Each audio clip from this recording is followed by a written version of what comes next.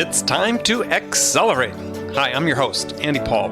Join me as I host conversations with the leading experts in sales, marketing, sales automation, sales process, leadership, management, training, coaching, any resource that I believe to help you accelerate the growth of your sales, your business, and most importantly, you. Hey friends, this is Andy. This episode of Accelerate is brought to you by KiteDesk. KiteDesk is the all-in-one sales development platform that lets you manage all of your sales development activities, such as email, direct dial phone calls, and your daily to-dos, all in one place to open up conversations, book more qualified meetings, and really create predictable pipeline. KiteDesk Flow and KiteDesk Find allows us to find exactly the right people in the industries we're looking for, in the roles that we're looking for. That's KiteDesk customer Michael Orphis. Michael is head of sales at Stratified. In addition to the all-in-one management of his sales development team's days, KiteDesk helps him with another big part of his job. We have the ability with KiteDesk to do what we call targeted campaigns. Our conversion rate from what we were doing in the past to what we're doing now has been really massive. So you don't have to take tons of time to research, prospect, then blast large lists of people that never turn into sales opportunities. We're seeing higher clicks, we're seeing higher open rates, and without question, we've seen a massive increase in pipeline generation. So, to learn more about KiteDesk, schedule a free demo, and learn how to create predictable pipeline at your sales organization, go to kitedesk.com/accelerate. That's KITEDESK.com/accelerate. Hello, and welcome to Accelerate. I'm so excited to talk with my guest today. I know you hear me say I'm excited to talk to guests a lot, and I am, but one of my favorites here today, Jim Keenan, the sales guy, often known as Keenan, sort of like a Brazilian soccer player who goes mostly by one name, author, speaker, consultant, runs a burgeoning sales empire, and you can find him online at thesalesguy.com. Jim Keenan, welcome to Accelerate. What's up, my man? How are you? Doing great, especially talking to you. Always great when I get a chance to talk with you. So, people may, if there are chance, somebody didn't hear our interviews we did last year. We did a couple interviews about your new book, but just take a minute, introduce yourself, tell us about yourself. Oh, I always suck at this. So, yeah, look, you did a great job. I'm a teacher at heart. I'm a agitator. I love change. I love motivation. And so I just happen to apply it all in the world of sales and social and get to do it through my company, A Sales Guy, and through all the cool tools we have today. So YouTube and Twitter and LinkedIn. And it's a good time. Good time to be alive, baby. Yeah, and you've got a web show you run, right?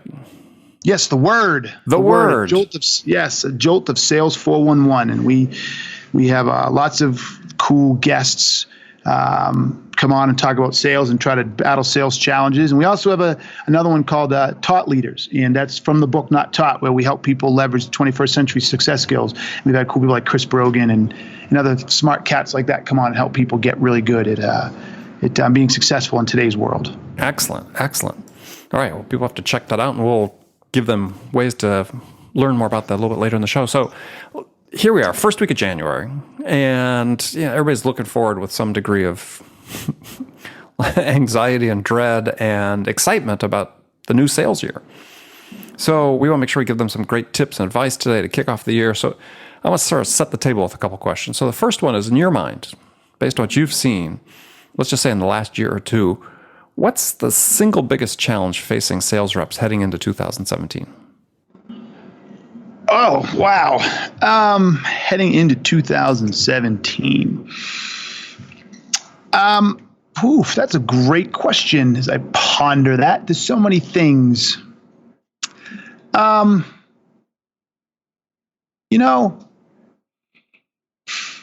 gonna be the contrarian on this one. I don't think people need to worry about what's going to be the big thing in 17 or 16 or 15 or 18.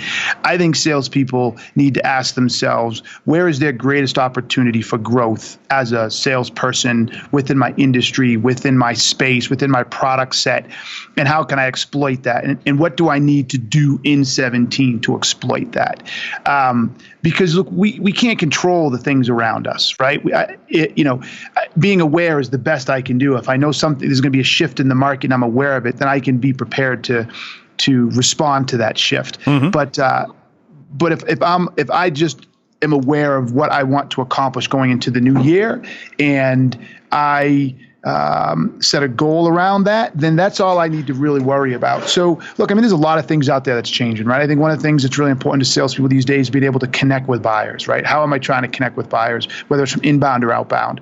That's a huge thing, right? How do I manage all my time? What about all these different tools? There's a lot of stuff going on that's shifting and changing. And I think if you're not careful, you'll get drowned by it. So I think my answer is, don't worry about all that stuff. Focus on yourself and ask yourself, where are the greatest opportunities for me in my unique position, in my unique role, selling to my unique customers in my unique industry? Where are the greatest opportunities and how can I exploit those? And sort of following up on something you had said is you use the term connecting, but the thing that I hear a lot from managers and CEOs and from sales reps and even themselves is that step beyond connection, that engagement, that's the part that still seems to be the hardest bridge for them to cross. Yeah, we get all this new technologies on, we're getting better at connecting, but the engagement's still really difficult. Yeah, well, engagement's always difficult, and what's even making it more difficult is more and more people are getting on it, right? Everybody's talking about social selling, and social selling has been sort of the quote unquote hot thing for the last, I'd say, 3 years. I mean, I did a social selling survey, like I think 4 years ago now. Right, I remember. And that thing's been quoted a million times. Well, everybody's starting to pay attention, and people are writing books. And so if everybody's out there trying to engage the same way, it's like a telephone, right? Well, I realize now all these phone calls just to sell me something. So you just have to keep upping your game and keep changing your game. And, authenticity plays a huge role. So it's always going to be, look, attention. When we talk about engagement, let's be honest, really we're talking about attention. It's an attention war. And if you can't get good at that game, it's just tough to sell. It's tough to sell. So how do they get good at it? Authenticity, I agree. It's huge. I mean, I listen to recorded calls of SDRs, and it's like, these guys are all robots. Yes. I think an absolute empathy. Okay, so there's different types of. So when I was thinking engagement, I was thinking from a prospecting perspective. But you're right. There's also empathy and engagement from the first call perspective. There's empathy. That's what I was talking about. Right? Making that personal connection.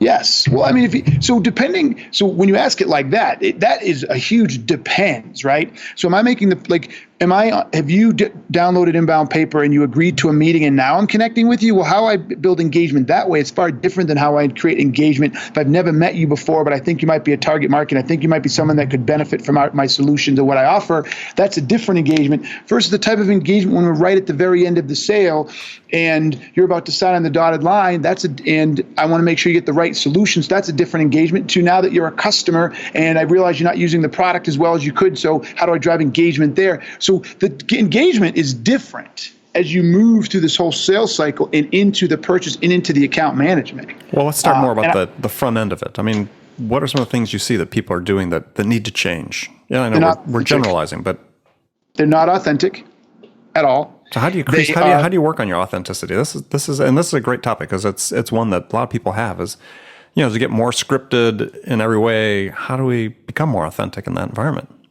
Well, authenticity is the idea that says you're being real and you're being honest, right? It's the idea that I'm being intellectually, emotionally honest. So if I'm calling you because I am trying to close a deal and I'm asking you a question only to get you to buy something, that's not being authentic, right? The best way I could tell salespeople to do this is if I genuinely believe that I can help you create change that benefits you, that makes your job better, that makes you more money, that can get you a promotion, that can help you beat the competition, that can reduce time and effort. Whatever it is, if I genuinely believe that I can sell you something or offer something or give you something that will make things better for you, then everything I do is authentic because I'm putting you first. If I'm being driven for my own needs, like I need you to buy this because I need to make quota. I need you to buy this because I want to be the top rep. I need you to buy this because I don't want to lose my job. That's not authentic because everything you're doing is just trying to drive them for your needs. And it's evident to the buyer. Yes, very evident to the buyer. So, you just don't. Go ahead, I'm sorry. No, it is very evident to the buyer. Clearly. Yes. So I guess I was going to follow up with that, saying, okay, one of the things I'm passionate about is, okay, how do we take these, baseline behaviors like authenticity and how does an individual turn it into a habit, right? I mean, how do you make that authenticity, integral to your style and your method and your day-to-day process? So great question. Authenticity cannot be a habit forming. It either exists or it doesn't exist. Because so in my opinion, the way you can't learn it. No, I don't think you can learn authenticity because I believe authenticity is how we engage or connect with something. So we all are authentic and already know how to do it and we have it. It's whether or not we are connecting with it in what we're doing, right? So when someone comes innate, up and kisses, you're saying. Yeah, absolutely. We go through life moving in and out of authentic environments every single day. So authenticity does not need to be taught. Authenticity needs to be recognized. We need to be self-aware. Am I being authentic in this situation or am I not? So it's more about the ability to understand and am I connecting in an authentic manner or not? So a good example is what I like to tell salespeople is really bring empathy to the table, right? I think that's the fastest way somebody can become authentic is by being empathetic to the person they're selling to. And the minute you have to start selling through empathy, you are now connected to their needs. You're now connected to how they're feeling in their environment. You're now connected to their issues and challenges. And once you're connected to their issues and challenges, it's more difficult to be inauthentic. Mm-hmm. The minute I put you first, right? The minute I say, I'm doing this podcast because I want Andy to have the best kickoff. I want to provide content that can help him drive more people to his site or help him drive more awareness for this great podcast. The minute that is my objective, then everything I do from there is authentic, right? Mm-hmm. Because it fits. It's in alignment with what you're trying to accomplish. If I instead say, well, I'm doing this because I want more, or I want to get something out of her, I want a favor later, Andy's going to have to do something for me, then what I deliver is inauthentic. I'm not driven by the correct motive, so everything's going to fail. It's not going to be a good podcast. It's probably going to be filled with commercials. I'll probably be late. I'm not going to give good answers, right? Because my motives are not aligned. It's being inauthentic. Well, maybe another way to the wrong thing. Right. Well, maybe another way to look at it is maybe in keeping with your book that came out last year, Not Taught, which was a great book. We had 2 episodes on that. Is maybe what do people have to unlearn? What would you recommend that people unlearn, maybe to help unshackle this authenticity? I don't know. So it's interesting. I don't think they have to unlearn something. I think they have to connect.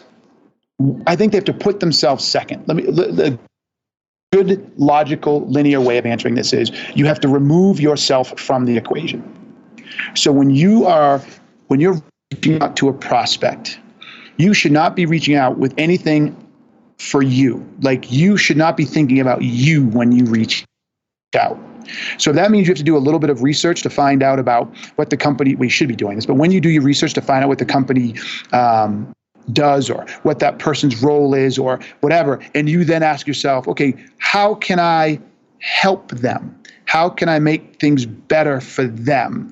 So your drive, your motivation becomes is driven by this desire to help, to fix, to change. And I've seen it in some salespeople who are really, really good.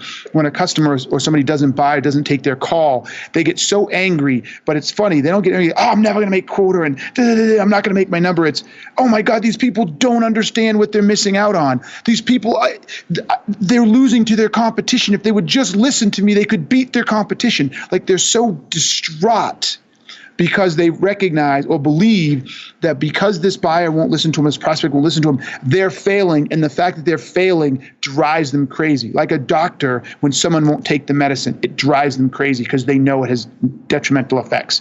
That's what's the learning, or that's the objective. Are you emotionally connected to their outcome? Yeah, so I sort of, as you're talking, sort of think about this, and you remove yourself from the equation. If you really sort of think about it mathematically, we have empathy plus the buyer plus their needs plus your product or service equals a value, right? Minus you. Right. And so what you have to do is, you didn't see you in that equation. Nope. Exactly. Absolutely, positively correct. And so when you're authentically committed to their end result, engagement is easier. So you see it. Like, when you talked about the beginning, you see it when people pretend to try to connect with you. Oh, I'd love to help you do this. And then you talk to them and they know nothing about your business. They have no idea how they could help you. They're just trying to get the meeting to pitch. Let me tell you about what we do. Well, then you don't care about me. You're trying to make a sale. You're not trying to help me. You don't know what I do. You don't know how you can help me. You don't know what value you bring. So go screw yourself. You don't give one down about me. Well, it gets back to some degree too, what you talked about first, of what they should be focusing on for 2017, which is what do they need to learn to be the best possible selves? How do they develop themselves? And if they can do that, then the prospects and the buyers benefit. Mm-hmm. I did a speaking engagement a little while back, and someone asked me a question, and I've never forgot my answer. So I'm a jazz speaker. Everything's improvisational. And someone asked me about, how do you know you're selling correctly? And this has been my new pat answer. And I think we can put the goal for 2017 into this. You know that you are a badass salesperson if a company would hire you to be a consultant to solve the problems in their company that the product you sell solves. Mm-hmm. So in other words, I want your product, but I want you to come in and consult me on how to solve this problem. That's when you know you're a truly brilliant salesperson. Because what that says is this buyer recognizes that your knowledge of the space and your knowledge of the problem sets are superior to them. And yet I agree 100%. And I've written specifically about that. I've had other guests on the show say the exact same things, which I think is apt. As there was a gentleman I had on, he's a professor in Belgium, a guy named Régis Lemens, who's written about this and written a book about this, that the exact scenario you just described, he thinks that's the only way you survive and succeed in business-to-business sales going forward, especially in the complex enterprise sale. Yep. If you can't do that, you're not adding enough value. Why are you in the equation? Exactly. Why are you in the equation? Exactly. So when you talk about 2017, I think that's what some salespeople should aspire to, right? How much do I know about my customers' processes, the industry, the success measurements, the application, not what I sell, but the application of the tools, et cetera, or the application of the processes within my clients, so that I can have an hour, 2, 3 hour long conversation without ever having to mention my product. Can you do that? So there seems to be, can't, right. I was going to say, there seems to be in some quarters in sales, there seems to be a little bit of a pushback on that whole notion that sales reps need to be, what you talked about, really have specialized knowledge as opposed to just sort of be generalists that are the traffic coordinators for bringing the other experts in?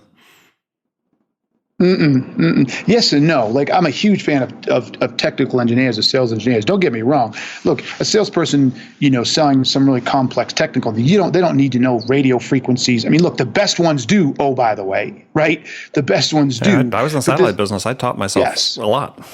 But there's absolutely a line, right? So that from a technical depth perspective, that becomes a law of diminishing return. Because what I really want to know, or salespeople to know, is the level of application and the application value of those types of things.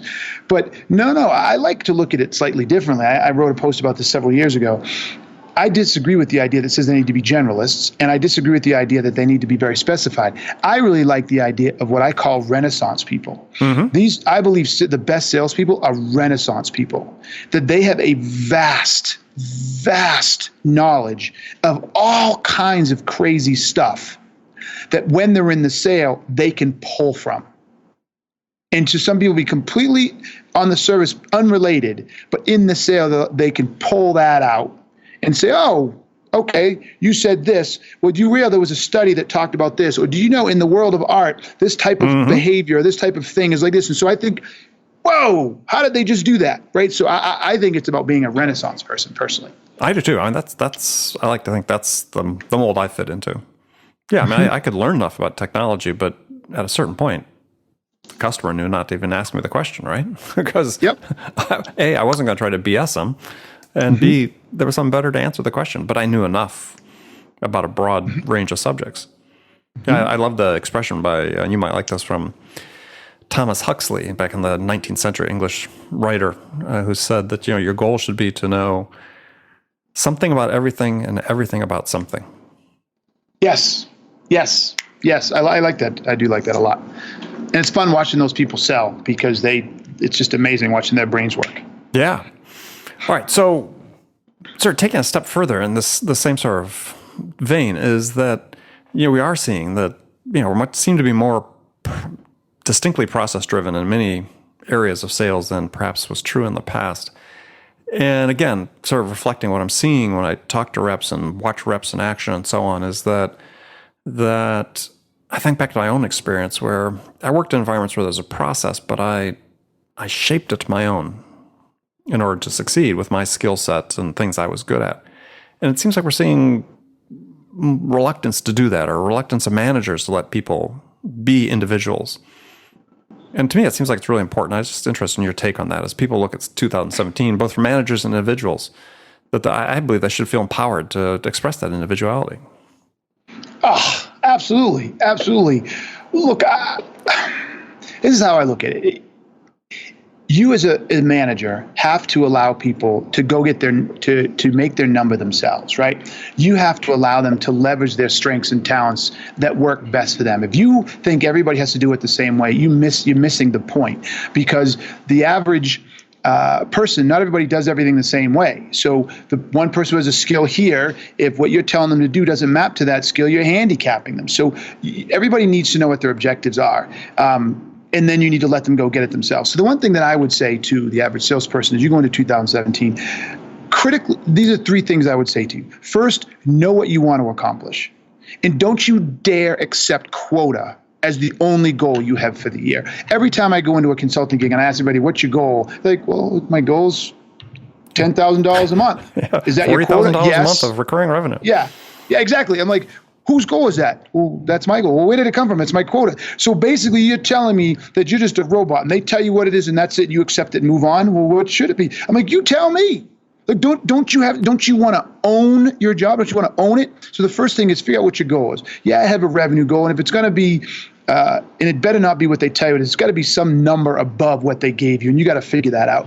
Then it also needs to be a personal development goal, or what do you call a mastery goal? If you're familiar with Carol Dweck, right? A mastery goal is I want to get better at something else, whether it's better at closing, better at engagement, better at social. I really don't care, but you need to have a mastery goal.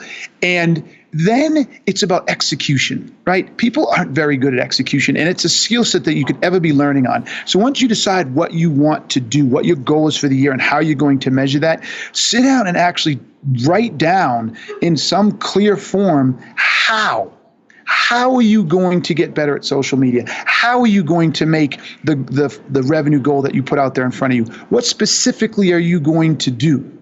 Right? I mean, are you going to make X amount of calls? Are you going to get a certain amount of training? Are you going to learn more about the product? Are you going to work closely with the SEs? Are you going to learn social selling? I guess what you did, that's a mastery goal. Are you going to, like, what are you going to do? And how often are you going to do it? And how are you going to schedule it in? And I mean, build yourself a freaking plan. Build yourself a calendar. Yeah.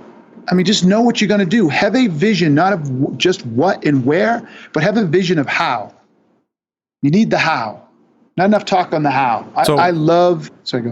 Well, I was going to say, what does the first 30 days look like then in that environment? First 30 days of 2017. You've got your personal development goal. Obviously, you got your sales goal. What's the first 30 days look like? Well, if you come in on January 1st and you have all of those goals, it's full-fledged, unadulterated execution.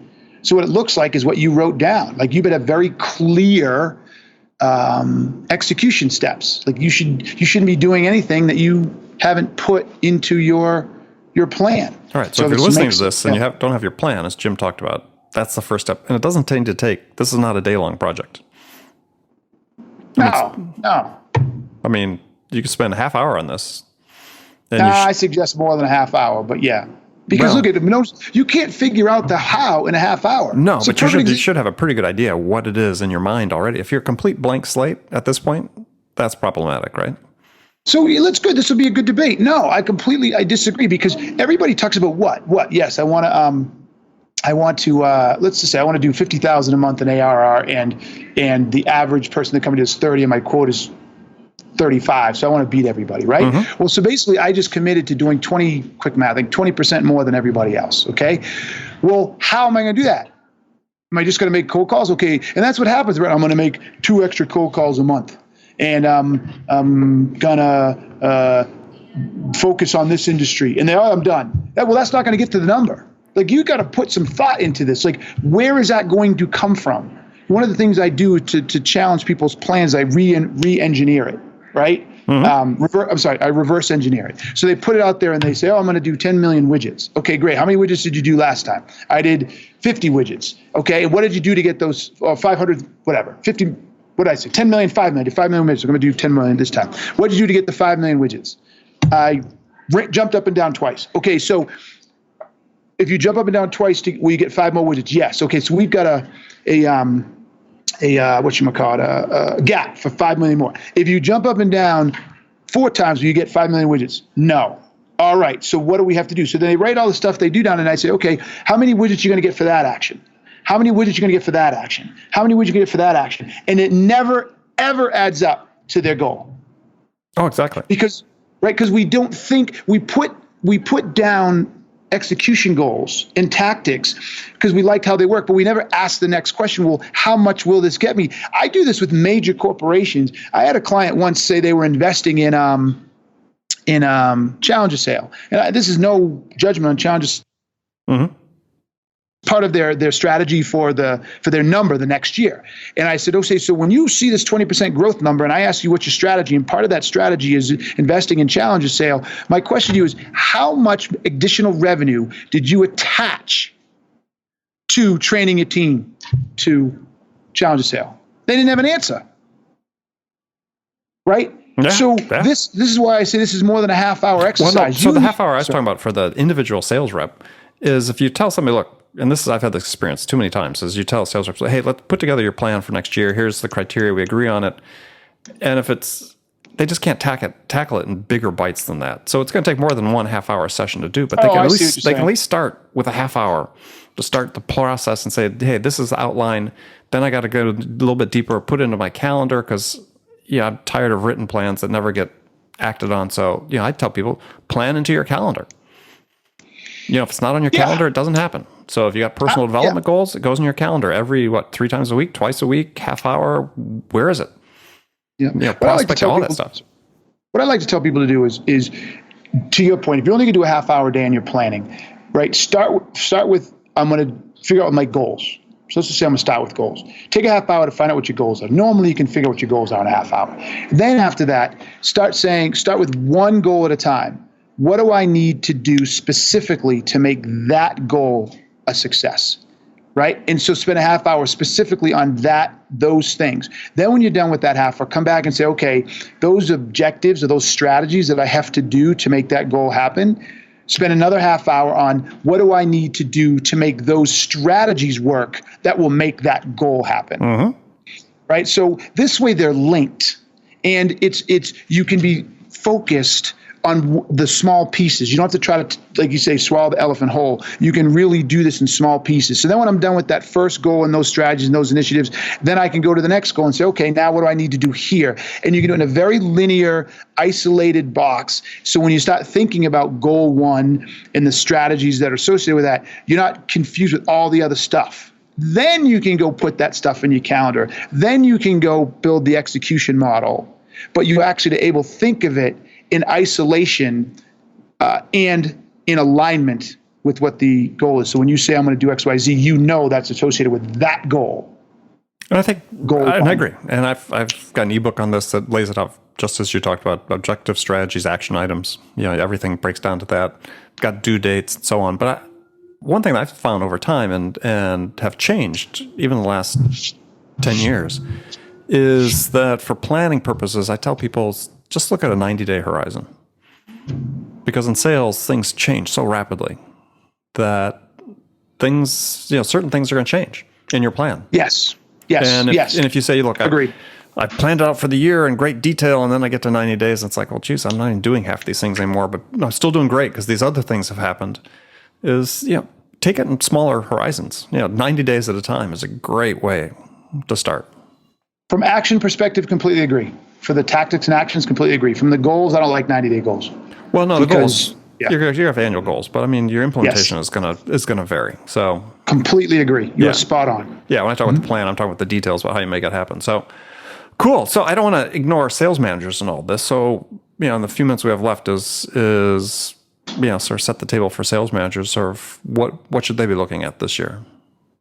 Their team.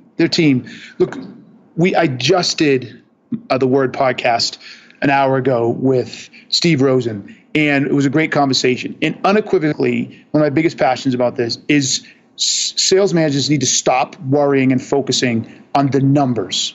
And they need to start worrying and focusing on their team and the individuals. And so what I would argue is, if I'm a sales manager and I'm going into 2017, I want a full baseline assessment of where my team is today in relationship to where I think they should be across the critical success factors. In other words, what are the things that are most important in the job for them to be good at, right? And then from there, I want to build a development plan and a coaching approach or cadence for every one of them. So I can build the team collectively, horizontally and vertically throughout the year to get more out of them. All right. Great recommendation.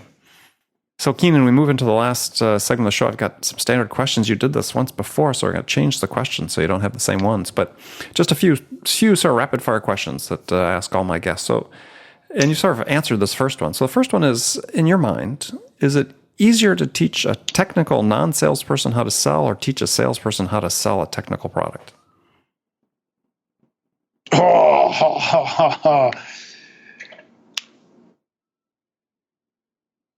A real salesperson how to sell a product. Okay. Yeah, right. Easy. Okay. Yeah, we got lots of split opinion on that. So what's one non-sales book? It could be a novel. It could be not a business book at all. Just something completely out of the business profession. What that you think every salesperson should read? Something that influenced you. It's not a sales book? Yeah. And not a business book either?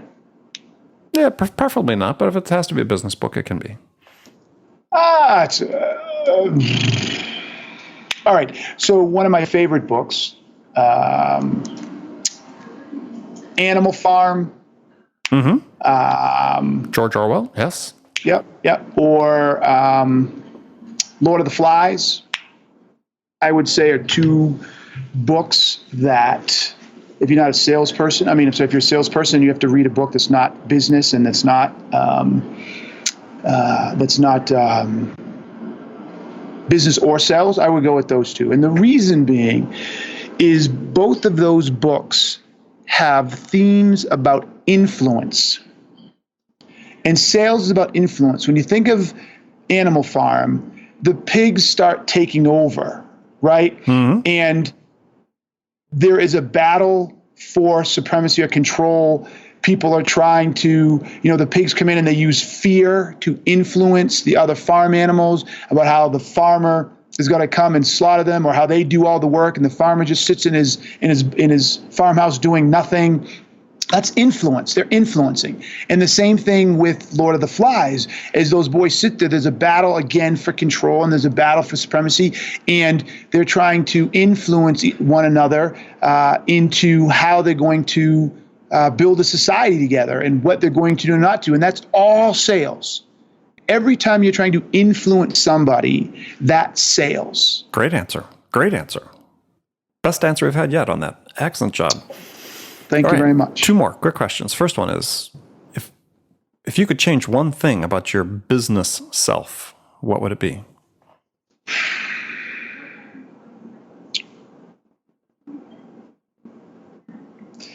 Well, I'm not sure how to put this in words. You're not flipping me the finger or something, are you? Yeah, no. I'm trying. I know exactly what it is. I haven't solved for it yet, but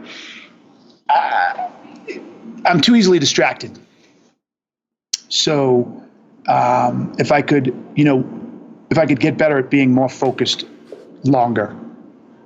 Okay. I'm a sprint worker. So I work really hard, and then all of a sudden, ooh, what was that? Get sidetracked, and then I'll be really focused. Ooh, what was that? Right? So I don't need long breaks, but I can't work really long either. And it would be kind of nice if I could stay focused longer and not be sidetracked. Well, you need a Pomodoro timer. Do you use one of those? No. All right, it's an app. Look for it. Pomodoro timer, like the Italian for tomato. Mm-hmm. And it's for working in sprints. You set a timer, it goes for 25 minutes, then it tells you to take a break for 5 minutes and go and walk around and come back, and then you do it again. Yeah, I'll check that out. Wait, so why wouldn't I just use my regular timer on my phone? You could, but this is just easier. Click this. It's a button on your menu bar, and it just starts. I see. On your menu. Got it. I was thinking on my phone. Got it. Okay. Got it. But it comes on your phone too. But it's just simpler. Essentially, trust me, much easier. Also, I just learned about a app I have to download myself. I just learned about from our mutual friend Jill Conrath called Focus at Will. Apparently, it's an app that plays specific type of music to help you focus for certain tasks. All right, I like that. All right, so you got 2 recommendations. All right, last thing for you. Do you have a favorite quotation or words of wisdom that you live by?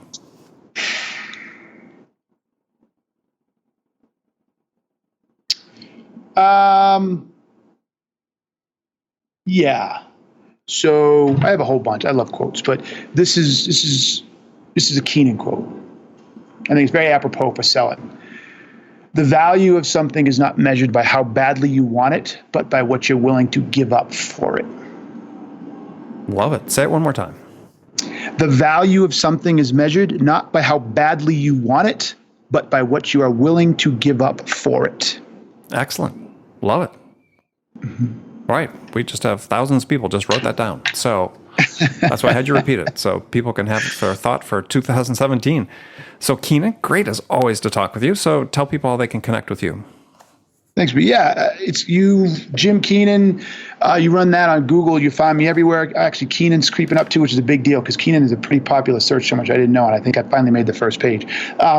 You can find me on the YouTube channel. You can find me on salesguide.com. You can find me on Twitter at Keenan. You can find me on LinkedIn at Keenan as well.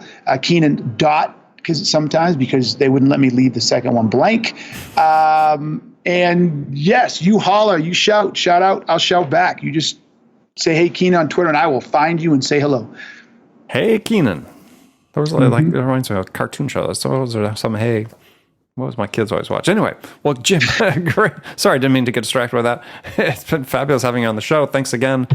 Friends, thank you for taking time out of your day, especially this first week of January, to listen to this show. And remember, make it part of your day every day to deliberately learn something new to help you accelerate your success. And Easy way to do that, take a minute, subscribe to this podcast, Accelerate. That way you won't miss any of my conversations with top business experts like my guest today, Jim Keenan, a sales guy who shared his expertise about how to accelerate the growth of your business. So thanks for joining me.